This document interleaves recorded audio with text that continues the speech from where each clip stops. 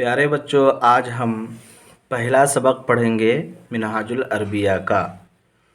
پہلا سبق اس میں اشارہ کے بارے میں ہے۔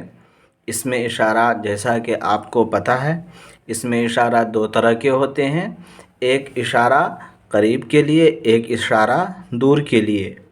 جیسے جب مجھے کسی قریب کی چیز کے بارے میں اشارہ کرنا ہے، جیسے میرا قلم پاس میں ہے تو مجھے یہ کہنا ہے کہ یہ قلم لاؤ، اور اگر وہی قلم اگر دور ہو تو اس جگہ ہم کیا بولیں گے؟ وہ قلم لے کر کے آؤ۔ تو عربی میں کون سا لفظ اس میں اشارہ قریب کے لیے استعمال ہوتا ہے اور کون سا لفظ اس میں اشارہ دور کے لیے استعمال ہوتا ہے، آج کے سبق کے بارے میں ہم یہی پڑھیں گے۔ دیکھیے، ھذا اس میں اشارہ قریب کے لیے استعمال ہوتا ہے۔ اس کا مطلب ہوتا ہے یہ، ھذا یہ۔ دوسرا ہے ذالک وہ۔ تو ھذا اس میں اشارہ قریب کے لیے اور ذالک اس میں اشارہ دور کے لیے۔ اب ہم ھذا اور ذالک کو جب اسم کے ساتھ استعمال کرتے ہیں تو کیسے عربی میں بولا جاتا ہے اسے دیکھتے ہیں۔ سب سے پہلے ہم مشکل الفاظ دیکھتے ہیں کہ اس سبق میں مشکل الفاظ کون کون سے ہیں۔ نمبر 1، فرسن۔ فرسن مطلب گھوڑا۔ دوسرا کلبن۔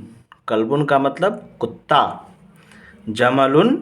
جملن مطلب اونٹ۔ اس کے علاوہ اور کوئی مشکل لفظ نہیں ہے۔ آئیے ترجمہ دیکھتے ہیں۔ ھذا کتاب، یہ کتاب ہے۔ ذالک فرسن، یہ ذالک فرسن وہ گھوڑا ہے۔ ذالک کلب، وہ کتا ہے۔ ھذا جمل، یہ اونٹ ہے۔ ھذا کتاب، یہ کتاب ہے۔ ذالک قلم، وہ قلم ہے۔ ذالک فرسن، وہ گھوڑا ہے۔ ھذا کلب، یہ کتا ہے۔ ھذا کلب، یہ کتا ہے۔ ذالک جمل، وہ اونٹ ہے۔ ھذا جمل، یہ اونٹ ہے۔ ذالک فرسن، وہ گھوڑا ہے۔ اب دیکھیے نیچے اردو اس کا دیا گیا ہے اور اسے عربی میں ترجمہ کرنا ہے، اسی لیے کہا گیا ہے ترجمہ کیجئے۔ یہ کتا ہے تو کیا ہوگا؟ ابھی میں نے کہا تھا کہ اس میں اشارہ قریب کے لیے ہم ھذا کا استعمال کرتے ہیں عربی میں اور اردو میں یہ۔ تو یہ کا کیا مطلب ہوگا؟ ھذا۔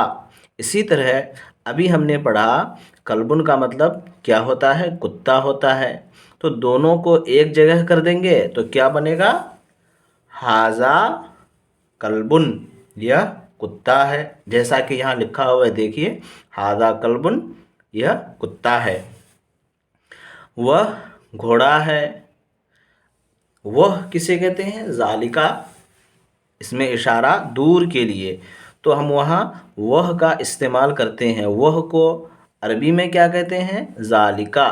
وہ گھوڑا ہے، جیسا کہ یہاں لکھا ہوا ہے، ذالک فرسن، وہ گھوڑا ہے۔ یہ اونٹ ہے۔ یہ کیا ہوگا؟ ھذا۔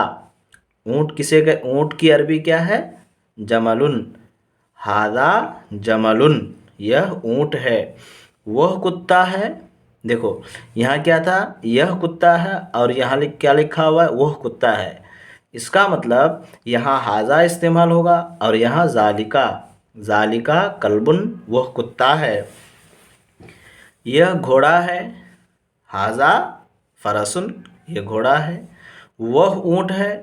دیکھو دور کے لیے بتایا جا رہا ہے کہ اونٹ چونکہ دور میں ہے، اسی لیے ہم یہاں ذالک کا استعمال کریں گے۔ ذالک جملن۔ ذالک جملن، وہ اونٹ ہے۔ جیسا کہ دیکھیے لکھا ہوا ہے، ذالک جملن، وہ اونٹ ہے۔ یہ قلم ہے۔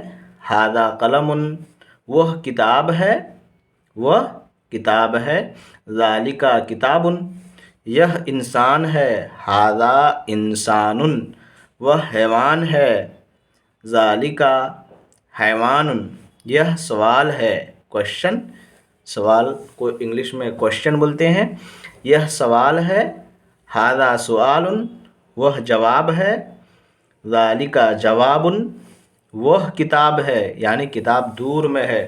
تو ابھی میں نے بتایا کہ دور کے لیے ہم کیا استعمال کرتے ہیں، عربی میں کون سا اسم اشارہ استعمال کرتے ہیں، ذالکا۔